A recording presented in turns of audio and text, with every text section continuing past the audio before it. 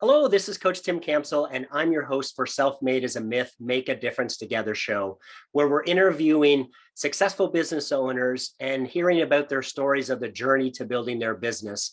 And because we know that success doesn't come in isolation, that there's always other people who have been part of our journey, we are recognizing the folks who have come alongside of us along the way to help us excel. And today I am excited to have a fellow business owner now from Denver with us today. My guest helped bring the first dog park to downtown Indianapolis. She enjoys reading and learning how to snowboard, which wouldn't have happened here in Indy, would it? And most importantly, she is proud of her daughter. Please join me in welcoming Erica to the show. Thank you so much. I'm so grateful to be here. Fantastic. Well, Erica, let's start by having you introduce yourself. Tell us a little bit of your personal story, where you were born, about your family, some of your hobbies. Okay, so I guess where I'll start is I spent the first decade of my career working in public health. And I left it because I realized that what I was doing and what I was selling was different than what actually worked, and started this journey on coaching, which is how we met. So I spent about 4 years solely doing health and life coaching, and have since opened up a business called retainHER, which uses data insights to attract and advance women in the workplace. So so when you're like, what are your hobbies? What is your like? I'm like, well, reading a bunch of data. But I'm trained in research from Tufts University School of Medicine. So it like actually is a true joy to read the data, to spend time with my daughter, to create and visualize and do all those things. And so, yeah, my journey was, hey, I thought I really wanted to work in health, realized I wouldn't say very quickly. It took me a long time to realize that what I was doing wasn't of the best value, and then took the leap to switch it. And then since then, it's been like this wild journey, which is very similar, I think, to a lot of people, because I, I never had a linear career path, even in my public health path. I mean, I was researching, I was working in early education, I was working cardiovascular disease, I was working in HIV, AIDS, home care with oxygen tanks. It was all of these things. So I think I answered your question. Tell us a little bit more about your family. Sure. Oh, I am so happy to talk about them. So I am married to a wonderful man named Nick, and we have a beautiful daughter named Isabel. She is almost 8 months. And I was telling Tim before I got on here, she peed all over herself before this podcast. So I had the pleasure of derubbing her and putting her in the bath. So we moved out here. So I'm from Indiana. We spent about a decade on the East Coast. We spent about 4 years in Indiana, which is where I opened my businesses. And then in 2020, as everyone remembers, the pandemic, I had a miscarriage, and we asked ourselves, is this really where we want to be? Is this what we want to be doing? Life is truly between the pandemic and a miscarriage. And we, like within 4 months, I mean, friends didn't even know this. We like packed our bags and we moved out to Denver, because we love hiking. I didn't love winter sports, but now I do. We liked mountains. We like the view. And so, yeah, we've been out here. She wasn't born till July, but I was pregnant in November. So she's been with us the entire Denver journey. Fantastic. So tell us a little bit more about snowboarding. So, you know how you have to be bad at things before you get sort of good at things? That's my journey with snowboarding. I actually told one of my dear friends, "Hey, I'm going to start snowboarding," and she goes, "Okay, great. What's your address?" And she is a wonderful snowboarder. She sent me crash pads, and a pair of pants to wear over them, because you size up when you wear crash pads. And I have to tell you, the first couple days, the amount of four-letter words that left my mouth, and then like the bruise, not on my tailbone, on my ego. Yes. So real. And the last time we went up snowboarding, we went for about a week last month. Like we had a house, and we got really spoiled. We have friends with a ski in, ski out house here. We went for like 4 days, and I finally like moved Nice. from I suck to I'm not bad. Like, you know, like it was a really, like, it was a big Yeah. progression. Yeah. But it's so fun being on that mountain. Like for me, like like, I know not everyone else is spiritual, but like for me, I just sitting on that mountain, like watch, like there's just, like, I'm like, you can't, for me, I can't deny a more beautiful existence. You know what I mean? Like, how lucky am I? How wonderful is my life that I get to spend time on this mountain and then learn to go down. And if the only thing that's truly getting bruised is my ego, like we're in a really, really, really good place. Yes, I had a snowboard ego bruising also. I traded it in after a few tries and went back to the skis. I'm like, I can't believe this is so hard. Everybody makes it look, and it should be easy because it's this great big board, but When I was pregnant, my husband declared March the month of mountain, the month of mountains. nice. And he manifested that because he went out snowboarding probably 3 of the 4 weeks of March of 2021. Uh-huh. And he has been going every Wednesday until like the mountain closes here, and the mountains close here in May.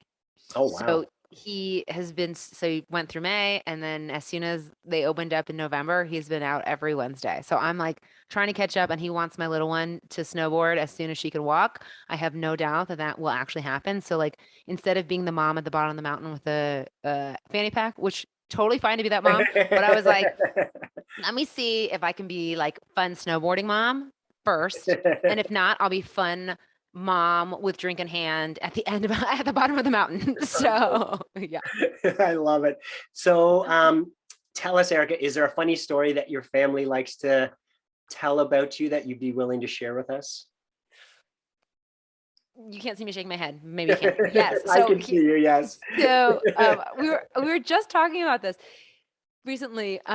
So I, for the record, I grew up in like middle class home, great parents, truly very lucky, but was like pushed hard, right, to like with schoolwork. But what I wasn't really pushed on was chores. So I didn't clean a lot, and I didn't really pick up after myself a lot. And one day, my parents got really furious about what my room looked like. And so they took all of my clothes, everything on the ground, and they threw it into a porch, like into our like porch on the little side of the house. And what they were expecting was for me to pick it up, clean it up. Yeah. What I did was I changed out of the porch for 5 straight days until they were like, that. Now, hold on. Was this an enclosed porch or an Yes. open out? Okay. All right. But it was outdoors. It was like the screen porch. Yeah. Yeah. And I was like, I don't care. Like it's fine. Like I swam in high school, so I was like, cold weather does not bother me. And if these clothes get ruined, you did it. Like Nice. I'll figure it out. So yeah, Yeah. they like to remind me still to this day. I'm 36. I think that happened when I was like 16. How messy I am, and I'm like, it's been 20 years. Like I've cleaned up my act, Yeah. but they're not convinced. So you know the karma that you're going to have from your daughter is going to be fun. The karma I'm already getting has been fun. So yeah. Nice. All right. Well, tell us how you gave us a little bit of the backstory of your professional journey, but how'd the business come about? At what point did you have the confidence that you could run your own business? What a good question. So since I have 2 businesses, can I tell the 2 stories? Absolutely. Yeah. Okay. So the first one was, as a woman in particular, right? Like we have a lot of messages that come to us about what our body should look like. And I spent the majority of my, I would say like 20s trying to fit a certain size, look a certain way. And I would just, and I worked really hard. Like I would skip sleep for to go to spin classes in the morning, and I would eat like terrible low fat yogurt, and I would really do it. And I worked in the industry that told me like, hey, these are the things that you need to do in order to get the body that you want and the feeling that is associated with it. And I did all of the things and it never worked out. Like I wasn't like crazy overweight. I was maybe like about 15 pounds heavier than I wanted to be, and that my frame would have, but it didn't ever work out. And so I went from, kept looking like probably a lot of people can relate from the diet front, like different diets, different workouts, all this stuff. And then I finally, I literally even went to Tufts Medical. Do you know what I mean? Like, I tried. I ended up at this health coaching. I saw this health coaching program. It like followed me quite a bit. And I was like, screw it. I might as well do it. It was 40 weeks, super intensive. So it wasn't a total whim, but it was also like something says I should do this. And I did it. And in 6 months, like the weight fell off without me trying. I was calmer, like everything felt so much better and easier. And in that journey, I was like, uh-oh, like I tried to do the thing where like I sold the thing that I knew didn't work while doing the thing that did. Mm. And them like the disconnect internally couldn't last much longer. So I got a coach. We talked a lot about it. I saved up the money. And then I took the leap in October of 2018, 2017, 2016. One of them, I don't remember. I should know, right? Probably 2018 or 2017. Anyways, so I took the leap and I can't say I haven't looked back since, because sometimes not a real job, but like a 9 to 5 did sound really good during it. But I have been doing that on my own for, like I said, like 4 years. And then this business came through. I meditate every morning. And I was meditating while pregnant, and Tim, my hand of God, this like, like the download of what you're going to create. Like, this is what you're going to do. And I remember looking up at the sky and being like, no, sir. Like, take your idea back. Like, I don't want it. Coaching is going well. It's easy. I love it. I have a name for myself. And it kept coming and coming and coming. And at some point, you got to say yes, right? Like, so I said yes, and the journey has been wild. So like I got the download when I was pregnant, maybe 5 or 6 months pregnant, and then built it all the way to her birth. And then afterwards, and like quietly putting the pieces together, quietly like meeting with people, and the doors that have been opened. I mean, I wouldn't believe it if it didn't happen to me. So yeah. So tell us more about that vision. What is it that you're doing? So the quick and dirty of it, right, is providing data insights to companies to help them retain, recruit, and promote women. But what that looks like, it's combining all of the things that I have been accumulating, right, as a coach and entrepreneur and in school. And we're really going into companies and we're saying, okay, like, yes, we can train we can train your employees, we can train your managers, we can train your leadership, we can train your HR on the subtle ways in which women are kept down, or the reasons why women are leaving your company, and the differences in the sexes, and then also by like race, ethnicity, sexual orientation, age, etc. We can break all, like, we can tell you why this stuff looks different. And then the other piece that we do with it is we do audits. So a lot of people are trying to put together DE&I goals, but they don't even have the fundamental, or they don't even have a foundation of what's happening in their company. And so we provide that foundation by going in and saying, okay, we're going to measure both men and women and non-binary. And we're going to say, all right, what's the differences between these folks, but not just in workplace engagement. We're going to look at their whole life, because we know in particular, like women, people of color, like we make decisions based on, what we need as a person first, and then as a employee second. And so we're looking at life satisfaction, we're looking at physical health, we're looking at stress levels, workplace engagement, and then unconscious bias that we hold. So are we, particularly with women, are we showing up as more masculine because we think it's going to get us ahead? Do we take on the burdens at home that maybe we don't need to, but we think we do from a societal level? So we do all that, and it's just like, I'm trained in this stuff, but you kind of forget what you did before you coached. You know what I mean? Like, you're like, oh, and so it's been so fun. And I had a post recently that like blew up on LinkedIn. It's at like 2.7 million views. I know, like, I would have been happy with like on it, like 10K when I had 10K posted about blew my mind, and I was like 2.7 million. And so what I'm going to be working on there as well is to start to tell more story. So I'm like, so not only are we doing the research, not only are we talking about it, but doing, like, sharing story, helping people see what it looks like to be a working woman, because there's a lot of information that shows how men are the ideal worker. And even if all of us are like, no, but we love women, the reality is when we think work we think men. When we think home, we think woman. And we've got to shift that. And we're seeing that with the Great Resignation, Great Reshuffle, whatever you want to call it, how important it is to value women. Awesome. Well, that is so exciting. So you reluctantly went into it, but it sounds like you're having a blast. Yeah. And it's with the self-made's a myth. I mean, listen, I could not be here doing this without all of the help from people, like the people who are willing to even talk to me. I can't even believe it. Like, I can't even believe who I had the privilege of meeting as I was trying to figure out what this would look like. Well, let's start with, tell us about somebody who pushed you or inspired you that you could do it and the impact that that person had on you. Yeah. So there's this owner in Indianapolis, and he has this cool business that you probably have never heard of. Because I didn't, and maybe you have, maybe you're cooler than I am, Tim. What he was able to do, so he used to work at Ivy Tech, and he was able to figure out within the first 2 weeks of a 16-week semester, the likelihood students would drop out of school with like a 90% accuracy. Like, yeah. And it blew my mind that one could even do that. Right. That like, and he was like, and I'm not going to do it for corporations. There's a lot of reasons why, but like he was like, people are interested to see if you can do it in corporate. And I just sat back and I thought to myself, hold on, like something like that's wild. Like, you can do that. And he's like, yeah, you can do it too for women. And I will show you how to, if you want to go down that path. He's like, I can't tell you how to do it because you won't understand it, because he's a science, like really smart science, like programmer. He's like, but if you decide to go down that path, I will talk to your programmer.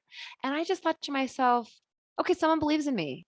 Like, someone believes me, and who has a multi-million-dollar business, who was like, here's what we figured out how to do. If you want to figure it out, I'll help you. And I just thought, okay, all right, I'll keep exploring. Yeah.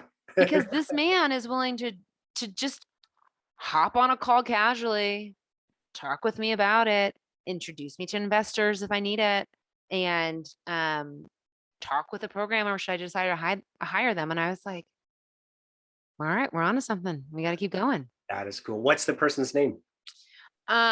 I think I'm gonna butcher it. I can't remember his last name. I can see him like it's Lige. It's a very so Awesome. Lige. Hope I said that right. Yeah. And I've only talked to him once, but I don't think he even knows how big of an impact he had on me. I mean, it was like, it just, my whole demeanor changed once I spoke with him. That is so cool. So Erica, what's your biggest learning so far as a business owner? You know what? Here's what it is. I had a different I was going to answer differently, but here's what I really think it is it's not all hustle and grind, right? Like, it isn't 24/7 working. It's not making 16 billion phone calls. Working hard matters for sure. But I had to learn how to be a business leader, how to be the person that runs a successful business. And that piece, you can't do being, and so all of the work to decondition myself from who I thought I was, to what I would say is coming back to who I know I am, right? Like, I look at my 8-month-old daughter. She's perfect. I mean, and I mean it. She's perfect. I think all babies are perfect. They come out, they're so loving. Like, she could look in the mirror all day. She loves looking at herself. Like, like she's giggles all the time. She's so lighthearted. And I'm like, man, that was conditioned out of me.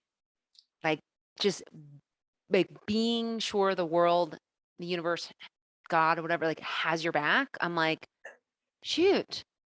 So I like that has been the biggest lesson. It's not grind, call, do. It's a big piece of this puzzle is stepping into that into that next version of you. Yes, I love it. We talk a lot about that with our clients, that our self-confidence is and our mindset is, at least 80% of whether we're going to be successful or not. And unfortunately, you mentioned the hustle and grind. Like in the beginning, yes, we have to put in the long hours, we have to do the hard work, but most folks get caught up in the work harder, work longer, right? Give up sleep, give up weekends, miss out on vacations, and eventually that all just leads to burnout, right? And we just miss the whole journey because we're all conditioned to think that we just have to work harder and longer, because nobody really talks about that other stuff, right?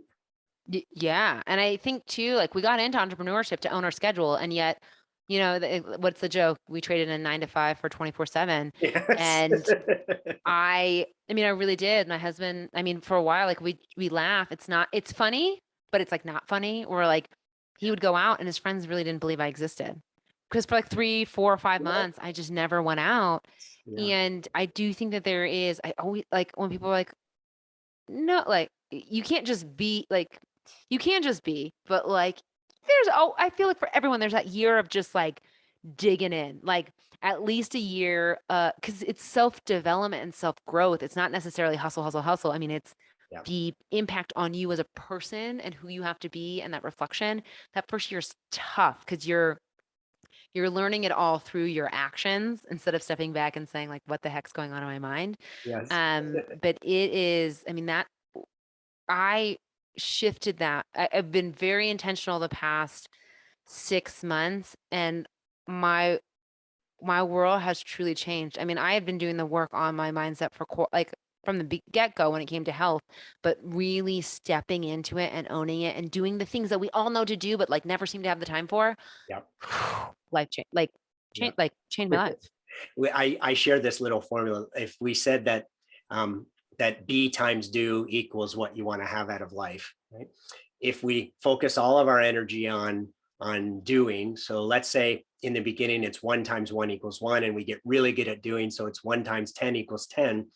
If we just pull back and do what you just shared, right, and we put some of our energy into becoming a better version of ourselves, let's say we move 5 units over, right? Now it's 5 times 5 equals 25. So we get so much more out of our business, out of our life, out of everything, if we just pull away from doing and focus on growing and becoming the person that we need to become. Yeah. And I think the thing that for me has been interesting is like when you do that work, when you do the being work, but like, when you really start to do the mindset work for it, it's not like this big, like fireworks go off and you've done it. Like Right. all of a sudden you sit back one day and you're like, I handled that different. Oh, I'm thinking about that differently. Oh, I'm reacting differently. And I think if you stick with that over the course of time, that's when your business really explodes. Like, because I've been doing health work and all, like the first 2 years of business was, I stayed in it too long. I stayed in the grind way too long. When I let up and said, man, what would make me happy? Not what would make me money, what would make me Yes. truly happy. I Yeah. became a magnet for money. Yeah. The law of And attraction, right? yes, and here's the thing, we hear about it, like everyone reads about it, everyone hears about it in entrepreneurship, but to take 10 step back and say, all right, I'm actually going to try it. Yep. Not like I'm going to try it for a month and see if we get results. Like I'm going to stick with it. Because once you stick with it, like everything changes. Everything changes. So true. Yeah. So Erica, we know business success doesn't happen in isolation. So tell us about a challenge that you've had over the years and a fellow business owner who came alongside you to help you through it. There's so many. So let me pick my story. You know what? The story that comes to mind for me is, so as I'm building this business, the retainHER. Yeah. So Amber Fields, you might know her. Do you know Amber? I don't know. Okay. She's amazing. She's over at True You. And it she also owns her own coaching business as well, and she also works at True You, and she's one of the heads at True You. I honestly was just so scared to show up as my full self. Like it takes a lot of I think courage to speak up for injustices among women. A friend of mine, a white male, said this to me yesterday, and I was like, "You're brilliant, Josh." He was like, "It's always women set women back." He's like, "Why is it never that like men set women back? Why aren't we ever like holding men accountable for how they hold women back?" And I was like, "Oh my God!" Like, so it is like we're just scrutinized more. Do you know what I mean? Right. And it's really nerve-wracking and scary and all these things. And if it, I would text Amber. I would text Amber every couple weeks just to get right again. Mm. Like re-put like put it back, like put my head back in the game. And she was always there reminding me why we're doing this and also going on this journey of like understanding ourselves and our spot as like women. And we're mixed as mixed, we're Filipino, like in this world. And I mean, she's been a friend forever, but like in the past, I would say like year, the amount of growth that she's allowed me, like just to see me and not judge me and not fix me when I came, Uh-huh. just to like listen and provide a sounding, like a safe space. And then the other one I want to say too, because it's just come up, is like my friend Nadia Adams. She's starting this B2B business that's incredible. And every month for the past like 6 months, we've been meeting and you know, when you work, like when you lean on people, the amount of people she's been able to send my way to Mm. help me through, whether it's a mathematician or a statistician or a worker, or you know what I mean? Like Yeah. she just, because we're doing it at the same time, she's just been able to provide me with those folks and allow me to think differently. So I'm like, there's so many stories. There's so many stories, but those are two. Awesome. So let's talk about some more people. If you had to pick three folks on your business owner journey that you're most grateful for being there, that have helped you with your growth, who are those three people and how they help you? So Nadia Adams is one. So Nadia is the woman I talked to who's great. She co-founded a business called Blue Agile. Oh no. In my head, I'm like, now I'm blanking. And she's a tech leader. She's an Asian woman running a tech company. And she, man, period. Like it's something, right? And we meet every month. She's like one of my biggest cheerleaders. She understands exactly what I'm going through, and she's always there with resources, problem solving, and available. Mm. Like, those people who are like, I'm like, okay, I need to put this deck together. She's like, great, let me look at it. And we'll hop on the call 20 minutes. She'll go through it. She'll provide me the insights that she's getting from other people, because we're often selling to the same people. Like Sure. most of our businesses, like we're selling to like white men, right? And I'm half Asian and she's full Asian. And it just, so it's a helpful thing to understand, like to strategize and do those things. And to know every month I get to talk to her, at least for sure on camera, and then texting. It's amazing. The other person that's coming to mind is a woman. She's my wealth coach, and her name is Barbara Hudson, but you might know her by Barbara Stanny. She's actually a New York Times bestseller, and she has this amazing group called the Wealth Connection. And she's honest. Like she is honest. And she really helps us understand that it's never about the money. It's never, never, never about the money. It's something deeper. And what is it? And she gathers a group of women every couple weeks to talk about it, to look at it, to like really build community so that you're not in it alone. And you have like 20, 30, 40 people, right, that you can talk to about it. It's so amazing. And her books are like, she was my mentor before she was actually my mentor, she's a huge one. And then I'm like, I'm going to say Kristen, Kristen Henke. She's one of my dear friends that I met, when I was becoming a coach. And I had my first coach. She was on the retreat as a chef, and we have been friends ever since. Oh, We awesome. have, yeah, she had a baby about a year and a half before me. And like man, she's a sex coach. Okay. So, you want to talk about like being honest, putting yourself out there, like these different things, like she, she's done it and she writes beautifully. So she'll look at like my content. She'll just be there to cheerlead. We can talk about the really, really, really hard things of business. Mhm. Not only am I talking about like the hard stuff, lost a client, like didn't get a deal, etc., but like the celebration, like pushing me to celebrate, Yeah. pushing me to be proud of some of the moments that like I would have very easily overlooked, like making sure I stop and say, you, this was a big, big effing deal that you did that. Yeah.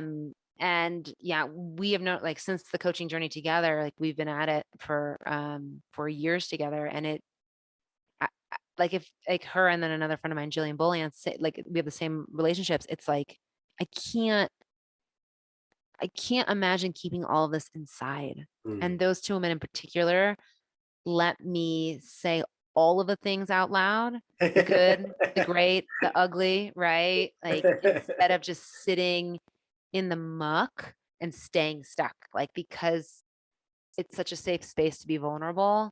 Like I never have to stay still for long because of her. That's awesome. Yeah. So as you think about the next 3 to 5 years, what are the biggest challenges that you're going to face and in order to get to your goals, and who are the type of people that you're going to need in your life to help you solve those challenges? So 3 to 5 years, I think the first challenge, again, this it would have been different if that was asked me 2 days ago, is preparing for success. Mm. So I think as business owners, we prepare for failure. We're ready to hustle, we're ready to grind, we're ready to do that. Um, I need to focus on preparing for success. That's what I need to do. And for me to do that, I believe it is network is going to be really important. The people I surround myself with, because it's very easy to be with other folks who it's actually a lot harder to be with folks who are preparing for success because we've all been trained the other way. So that's going to be really important. And honestly, like I have a great mentor and a great coach. And I think it's also like also revisiting who else needs to be on that team. Because it is that's a mindset shift and it's a big one. Yeah. And I have been riding the emotional roller coaster of it as of late. And I'm like, I'm winning. Like, right, I'm winning. Don't get me wrong. Awesome. Because of the work, because of my network. But that's the biggest that I see that. I believe growing my team. So as a coach, it was me and I have a wonderful business manager. But the work that I'm doing now with retainHER is so much bigger than me. And I want like employees. I want to hire folks. I want to create the space that I believe employers can do as well. And I believe that in 3 to 5 years I'll be hiring folks. So that's the other piece, right? And that, man, that's so scary. Like it's so scary because it's not that I can't manage people. I have managed people in the past, but it's like you're in charge of their money and their Yes. well-being Yes. and also building the culture, right, that you want to build. And so when I think about that, because I'm already managing different contractors and I'm thinking to myself, I'm already thinking about like, who do I want to be my chief research officer? Who do I want these people to be? Because they're looking for those jobs. And I'm like, again, like the team that surrounds me, right? So one, I'm gonna need help, and I bet you anything. I don't know if you know Jacqueline Martinez. She doesn't know this, but she's gonna be helping me. She probably does know this because I tell her all the time. Well, she's But going like to now. she's going to now. To help me understand how do you hire? Like how do you put these things in place? How do you I went to a leadership training it was I think it's managing for change. It's for nonprofits. It should be for everybody. And it really gave me the tools necessary on how to hire appropriately. But then you have to actually do it. Yeah. Then you have to actually do it. Yeah. So I think that getting surrounded by people who are willing to learn with me and also teach me are going to be the really big pieces. So I would say that is like preparing for change, and then like truly hiring for folks. But I'm going to continue to, I'm not naive, like I'm not toxic positivity. I'm not naive, but I do think that a lot of that work too is going to fall on me of visualizing what I want, because if I don't have clarity of what I'm creating, then even if I bring people on to help me, they can't, because I haven't done it. So yeah, I think that makes me think of, Stephen Covey's principle of begin with the end in mind, right? So it's one of the first things we start with all of our folks. And you mentioned the prepare to grow or not. So my coach always tells me, Tim, you're either going to plan for success or you're going to plan for failure. There's no status quo. So which one do you want? And I'm like, well, when you put it that way, right, it's pretty clear. So, but the corporate world teaches us to underpromise and overdeliver, right? So when we become business owners, that it's just so ingrained in us. Well, hey, I'm only going to assume a 2% growth when really it should be a 25% growth, right? And well, I don't know if I want to bring on that employee because what if and how about? And it's like, well, no, let's assume that our plan is going to happen and we need 2 employees. I've been saying this a lot recently, so I'm going to say it here too, is I really believe we've been trained to motivate through fear instead of love. So what does it look like to motivate yourself through love? Like for me, I mean like universal love, not like, relationship love. Like, what does that look like? Like to come from a place of self-love, to come from universal love, like what does that look like? And so many people I talk to, they're like, if I do that, then I'm gonna eat too much and get fat and lay on a beach. And I'm like, but that's not what love looks like to you. Love looks like taking care of your body. Love looks like fulfilling your purpose. Love looks like showing up for the people you say you want to show up for. I'm like, so we don't actually have to be afraid of not using fear to move us forward, because the things that we actually want are all based in love. So what if we did that? Yes, instead? I love it. Yes. Yeah. I share a story with folks often about how did we learn how to walk, right? So being a mom, right? We don't shame the kid when they fall down or, chastise them or tell them that they're losers, right? Right. We clap and we cheer and we encourage and it's like, oh my goodness, you fell. Awesome. Right. Yeah. And then when we become adults, what happens? Right. Yeah. You're we somehow think that failure means we're a failure. Like it's going back to like, when you were asking, like, what are some of the people you need to put yourself around or like the resources, it's those people who are honest. Like we have to be honest about reality, and people who also want you to succeed. Yes. Like yes. it matters so much, because we have, and I'm going to guess everyone listening to your podcast, we have really big dreams. And to a lot of people, they're real weird, they're real bizarre. And but if we surround ourselves with people who say they're weird and bizarre, then we're going to think they're weird and bizarre and that we're it because of it. And it's like, no, man, they're awesome. Like I want to be around people who are like, that's awesome. Let's go. Let's do it. Exactly. So that actually leads nicely into, so Jim Rohn, I love his quote, we become the average of the 5 people we spend the most time with. So Erica, as you think about that, is that something that excites you, something that makes you nervous, a little bit of both? What's your thoughts on that? Sometimes it makes me nervous. I'll own that. Sometimes it makes me really, really nervous. But when I think about the 5 people that I surround myself with most, it makes me feel great. Like, like one of them is my child. So, and I was telling you this before I got on, all jokes aside, like she's my superpower. Like, because when I look at her, I remember that everyone was once her. So anytime I think someone's like being mean to me, or if I start to take things personal, I'm like, you know what? Everyone was an Isabel once.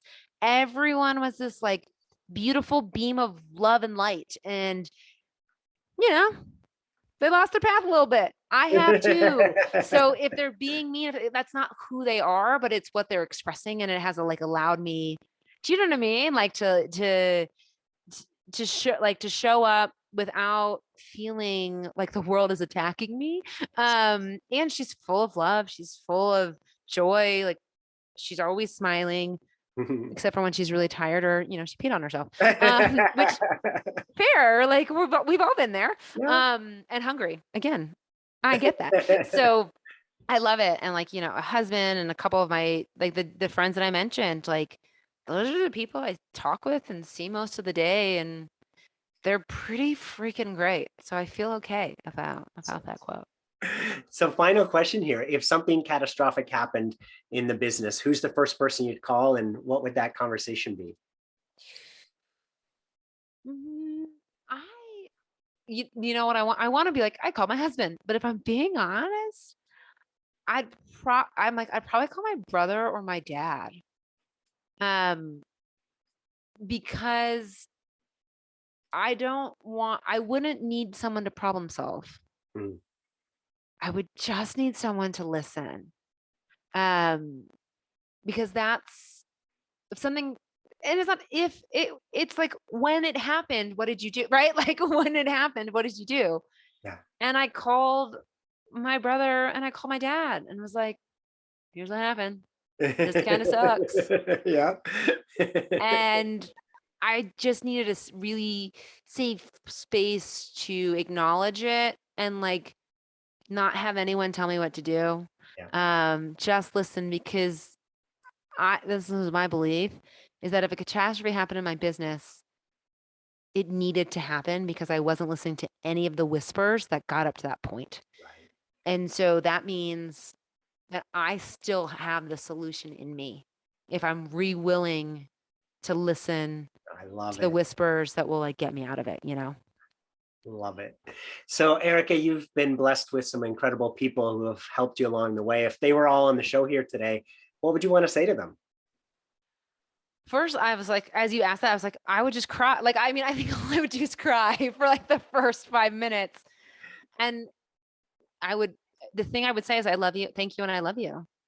I think that people who are there for you and who support you, it is a form of love. And the only thing I would want to do is give it back and let them know that they are loved, because no one has to take time to meet with me. No one has to respond to a text. No one has to introduce me to somebody. No one has to do any of that. Right. And time again, I see people willing to do that for so many of us. And I think the thing that I just want to say is that the reason why it doesn't happen is usually because we don't ask. The moment we start to ask, the amount of love that is poured into you, it's almost overwhelming, right? Someone said to me yesterday, it's so hard. Isn't asking for help so hard? And I smiled and nodded because I didn't feel like getting in the conversation. But in my head, I'm like, at first. And then you learn that people want to help. And so it would be thank you and I love you, because they all, everyone who have asked for help or has known to help, I'm so grateful for them, because I wouldn't be able to tell you I'm snowboarding on Tuesday, right? I'm going to take the day off and snowboard. It's because of them, right? Yes, me. Yes. And them. So yeah, that's what I would say. I love it. So what was so interesting about, that is that idea of not asking, right? Is we all get a lot of satisfaction out of seeing somebody else benefit from the advice we give them. So then why is it that we don't feel like we can ask for help, right? Isn't that weird? It is so bizarre. And I from an unconscious conditioning piece, I get it, right? We've been told asking for help makes you weak, all of those things. And particularly as women, just be quiet, don't do these things, don't speak up, don't a good mom does XYZ. But shoot, man, like once you start to ask for help and you see how many people, and listen, when you ask for help and it's from your loved ones, you might not always get a yes. So I understand why people have trouble. Yeah. But you ask anyone in business and you mean it, like you really want it and you're really going after it, they'll open all those doors because they want you to succeed and someone did it for them. So they are so willing and so ready to pay it forward. They're so willing and so ready to pay it forward. I love it. Oh, absolutely. So Erica, it's been an absolute pleasure speaking with you today. And thank you so much for being on the show. Thank you. To everyone who tuned in, thanks for listening to the Self-Made is a Myth show with your host, Coach Tim Campsell. Be sure to help us spread this movement by liking the show and sharing it on your social media. To join our movement, go to bemadtogether.com. Okay, folks, that's a wrap. Make sure to pay it forward, and I'll see you all next time. Take care.